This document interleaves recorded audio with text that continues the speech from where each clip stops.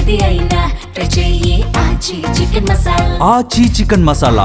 హామీల అమలుతో పాటు ప్రజా సమస్యలు, సర్కారు వైఫల్యాలపై బడ్జెట్ సమావేశాల వేదికగా పాలక పక్షాన్ని నిలదీసేందుకు బీఆర్ఎస్ సిద్ధమైంది.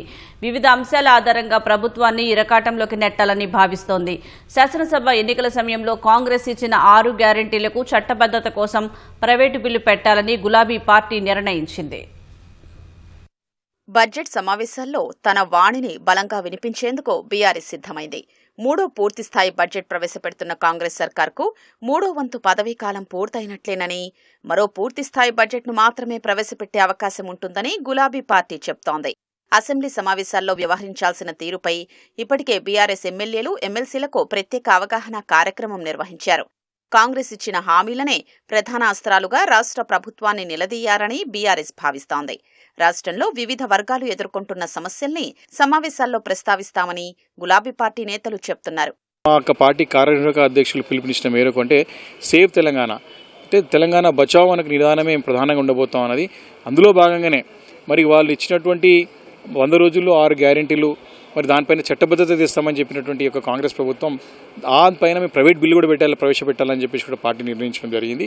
కాబట్టి ఇలా గణాంకాలతో పాటు అంటే గత 2 బడ్జెట్లో వారు తప్పించుకోబోయిన అధికార పక్షం, కానీ ఈ యొక్క సందర్భంలో 3వ బడ్జెట్ కాబట్టి దాదాపు 60% వాళ్ళకి కాల వ్యవధి పూర్తయినట్టే. వారు ఇచ్చినటువంటి హామీలు, వారు ఇచ్చినటువంటి గ్యారెంటీలు, వారు ఇచ్చిన డిక్లరేషన్లు ఏ మేరకు మరి వారు చేయగలిగినారు, ఏ మేరకు నెరవేర్చిన దానిపైన ప్రధానంగా ప్రశ్నించబోతా ఉన్నాం.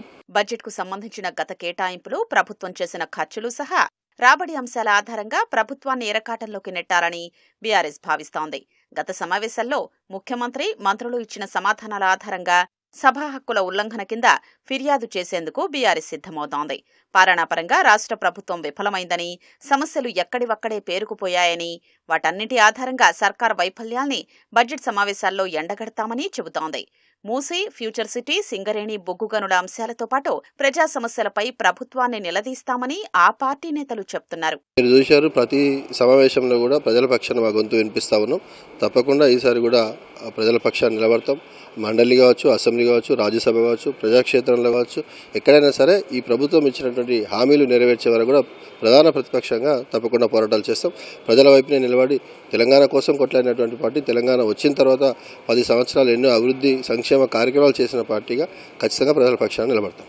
రాష్ట్ర ప్రభుత్వం సమావేశాల్ని ఏకపక్షంగా కాకుండా నిబంధనలకు లోబడి నిర్వహించాలని గులాబీ నేతలు సూచించారు. ఈ సమావేశాలకు ప్రధాన ప్రతిపక్ష నేత కేసీఆర్ హాజరవుతారా లేదా అన్నది చర్చనీయాంశంగా మారింది.